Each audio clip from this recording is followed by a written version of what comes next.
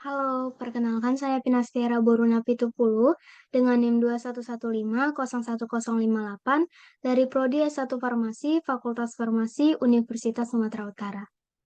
Hari ini saya akan menjelaskan tentang respon imun tubuh sebagai tugas mata kuliah imunologi yang diampu oleh Ibu Yuandani, SPAM MSI APT. Virus perlu menyerang sel hidup untuk bereplikasi. Infeksi virus adalah ketika virus menyerang tubuh dan dapat menyebabkan spektrum gejala. Virus terdiri dari DNA dan RNA yang tertutup oleh kapsid protein. Beberapa virus memiliki amplop di sekitar kapsid yang mengandung lipid dan protein, termasuk glikoprotein dan protein reseptor virus yang dikenal sebagai paku.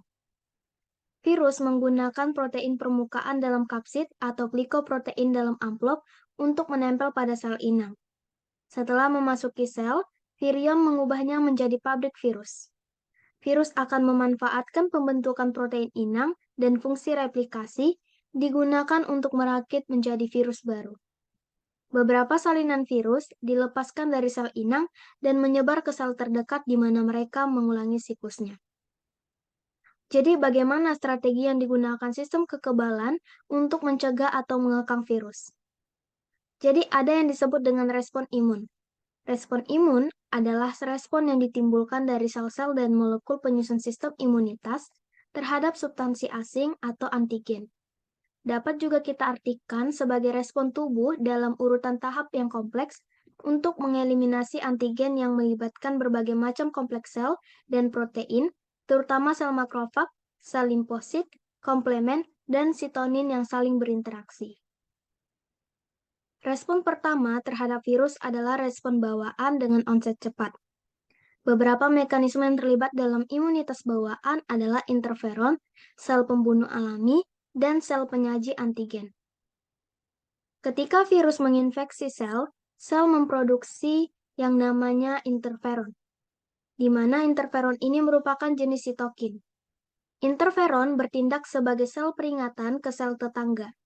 Mereka akan bertindak dengan mengikat reseptor interferon pada sel yang belum terinfeksi di dekatnya. Sebagai tanggapan, sel akan mulai memproduksi protein antivirus yang mencegah virus bereplikasi di dalam sel jika terjadi infeksi. Selain itu, interferon ini juga akan menginduksi sel-sel terdekat untuk meningkatkan ekspresi molekul kelas 1 histokompatibilitas utama atau MHC kelas 1 pada permukaannya. Molekul MHC kelas 1 ini memiliki dua fungsi pensinyalan penting, di mana mereka akan menampilkan fragmen virus endogen yang dikenal dengan antigen. Pertama, mereka akan menyajikan antigen ke sel imun adaptif. Kedua, molekul MHC kelas 1 ini akan menyajikan antigen ke sel imun bawaan. Sel yang terinfeksi dikeluarkan oleh sel limfosit spesifik yang berpatroli di tubuh. Sel pembunuh alami atau NK memiliki reseptor yang mengenali antigen pada molekul MHC kelas 1. Tidak adanya molekul MHC kelas 1 berperan penting dalam respon imun sel NK. Biasanya, sel akan mengekspresikan MHC kelas 1 yang cukup pada permukaannya agar sel T dapat mengenalinya jika terinfeksi. Namun, virus dapat mencegah sel yang terinfeksi mensintesis molekul ini. Akibatnya, terlalu sedikit molekul MHC kelas 1 pada permukaan sel yang menyebabkan sel terinfeksi menghindari penangkapan oleh sel T. Sel NK yang berpatroli mengenali tidak adanya MHC kelas 1 dan melepaskan zat beracun seperti granzim dan juga perofin yang membunuh sel yang terinfeksi oleh virus. Sel yang terinfeksi juga dapat dihilangkan melalui makrofag. Leukosit besar ini akan menelan virus bebas dalam proses yang disebut dengan fagositosis. Pertama, makrofag akan mengelilingi dan menelan virus. Kemudian, makrofag memecah virus dengan mencampurnya dengan enzim pencernaan yang disimpan dalam vesikel yang disebut dengan lisosom. Setelah itu, virus yang terdegradasi kemudian dilepaskan dari sel sebagai limbah. Makrofag ini adalah sel penyaji antigen, yang berarti mampu menangkap, memproses, dan menyajikan antigen dari patogen. Jenis lain dari sel penyaji adalah sel dendrit yang menjembatani respon imun bawaan dan adaptif. Jika respon imun bawaan tidak mampu mengekang infeksi, respon imun adaptif akan terlibat. Sel imun adaptif termasuk limfosit seperti sel T, sel B, dan sel antibodi. Fragmen virus yang disajikan pada molekul MHC kelas 1 pada permukaan sel yang terinfeksi menarik sel T sitotoksik. Sel-sel ini juga dikenal sebagai sel TCD8+, di mana mereka mampu membunuh sel yang terinfeksi. Dengan reseptor sel T spesifiknya, sel T sitotoksik berinteraksi dengan kompleks MHC yang mengandung antigen.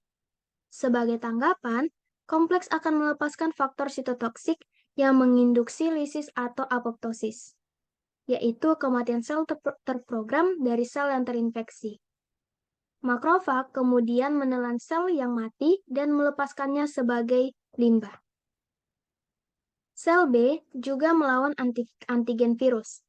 Namun, daripada menargetkan antigen dan membunuh sel yang terinduksi, sel B menghasilkan antibodi spesifik. Antibodi adalah protein yang diproduksi sebagai respon terhadap protein patogen spesifik. Sebelum antibodi diproduksi, sel B dan sel T perlu berinteraksi. Sel B perlu menjalani beberapa langkah untuk mempresentasikan antigen virus di permukaannya. Pertama, reseptor sel B mengenali antigen virus. Sel B kemudian menginternalisasi antigen dan menyajikannya pada molekul MHC kelas 2 pada permukaan sel B. Sebelum pengenalan sel T dapat terjadi, sel TCD4+ juga dikenal sebagai sel T helper, perlu berinteraksi dengan antigen virus dengan spesifitas yang sama. Antigen disajikan pada permukaan sel dendrit oleh molekul MHC kelas 2.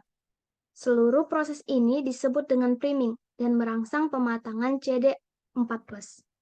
Akhirnya, sel B dengan antigen yang disajikan mengikat reseptor sel T pada sel T CD4+. Interaksi ini disebut pengenalan terkait dan merupakan langkah terakhir yang diperlukan untuk mengaktifkan sel B sepenuhnya. Sel B yang teraktivasi menghasilkan sel B memori dan sel plasma yang tahan lama.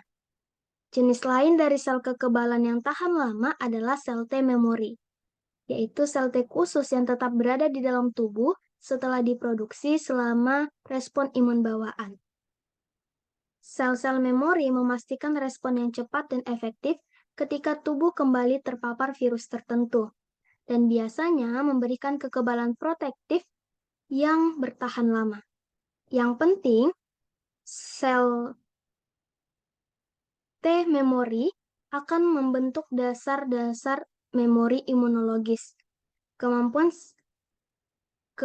sistem kekebalan untuk mengenali antigen setelah paparan awal dan untuk meningkatkan respon yang cepat dan efisien pada paparan berikutnya. Memori imunologis memberikan alasan untuk vaksinasi. Sel plasma juga mensekresikan antibodi spesifik terhadap antigen virus yang ditemui. Jadi, antibodi yang dikembangkan sebagai respon terhadap virus akan menghilangkan virus itu pada pertemuan berikutnya. Ada beberapa cara antibodi untuk membantu menghancurkan virus. Yang pertama, antibodi dapat menetralkan partikel virus sehingga tidak dapat menginfeksi sel inang. Kedua, antibodi dapat menandai virus bebas untuk fagositosis dalam proses yang disebut dengan opsonisasi. Ketiga, antibodi juga dapat mengaktifkan sistem komplement yang dikenal sebagai kaskade komplement. Sistem komplement terdiri dari serangkaian protein. Ini membantu antibodi dan sel fagosit membersihkan patogen. Bersama-sama, rangkaian protein menghasilkan kompleks serangan membran yang disebut dengan MAC. MAC menyebabkan sel yang terinfeksi, lisis, dan mati. Antibodi dapat mengikat sel yang terinfeksi, menghasilkan aktivasi sel pembunuh alami. Antibodi mengikat antigen virus pada permukaan sel target. Reseptor khusus pada sel NK yang disebut reseptor Fc mengenali antibodi terikat. Pengikatan ini memberi sinyal kepada sel NK untuk melepaskan faktor sitotoksik yang membunuh sel target. Proses ini disebut dengan sitositas. yang dimediasi sel yang bergantung pada antibodi. Jadi, kesimpulannya, respon imun bawaan terdiri atas mekanisme pertahanan seluler dan biokimia yang digunakan inang segera setelah terpapar virus. Respon imun bawaan hadir sebelum infeksi. Sebaliknya, respon imun adaptif bersifat spesifik antigen dan didapat membutuhkan waktu beberapa hari untuk memberikan perlindungan. Memori imunologis dikembangkan dalam respon imun adaptif dan tahan lama, bahkan kadang-kadang hingga seumur hidup. Demikianlah penjelasan yang dapat saya sampaikan mengenai respon imun tubuh. Semoga apa yang saya sampaikan dapat bermanfaat bagi kita yang mendengarkannya.